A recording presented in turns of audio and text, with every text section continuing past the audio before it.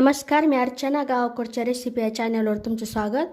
आज मी तुम्हाला गवारीच्या शेंगाची झटपट बनणारी अशी भाजी दाखवणार आहे. तर सोपी पद्धत आहे आणि साहित्यही कमी. तर पूर्ण व्हिडिओ पहा. आता रेसिपीला सुरुवात करूया.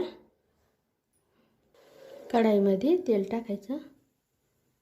तेलामध्ये या शेंगा टाकायच्या. गॅसची आच मोठी ठेवून चांगला 1 मिनिट तरी शेंगा परतून घ्यायच्या.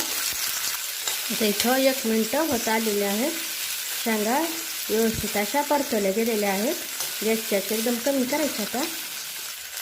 आता इथं मी कोथिंबीर आणि लसूण असं बारीक कुटून घेतलेलं आहे. मीठ टाकलेलं यामध्ये कुटताना टाकायचं. तर कोथिंबीर आणि लसूणचं वाटण टाकल्यानंतर थोडंसं परतून घेऊ, मिक्स करून घेऊ. यामध्ये हळद टाकायची, लाल मिरचीची पूड, लाल तिखट, घरगुती मसाला, काळं तिखट. परत छान असं परतत राहायचं. छान परतल्यानंतर थोडंसं पाणी टाकायचं. जास्त नाही टाकणार कारण सुक्कं बनवायचं आहे आणि हे कवळ्या शेंगा असल्यामुळं लगेच असे शिजतील. आता इथं थोडंसंच पाणी टाकलेलं आहे. आता हे 2 मिनिटासाठी मंद आचेवर ठेवून देऊ.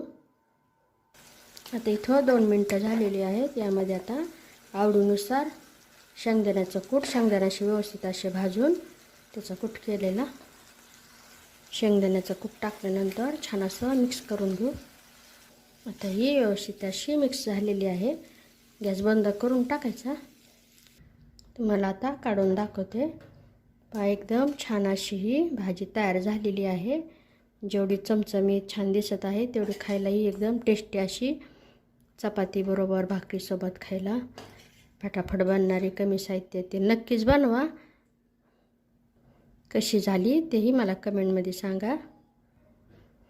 अशा माझ्या सोप्या पद्धतीच्या रेसिपीज तुम्हाला आवडत असतील तर माझ्या चॅनलला सबस्क्राईब करा आणि माझ्या रेसिपीला लाईक करा.